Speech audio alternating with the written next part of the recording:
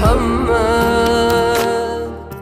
Все те люди, кто участвовали в конкурсе, как говорится, по традиции, это все победители. Здесь нет людей, которых нельзя так назвать, по той причине, что человек, который уже умеет читать Коран, который потрудился для того, чтобы начать его изучение и так далее, это человек уже настоящий победитель. То, что туда попали иное количество людей, это о чем говорит? Значит, люди любят Коран, значит, люди слушают Коран.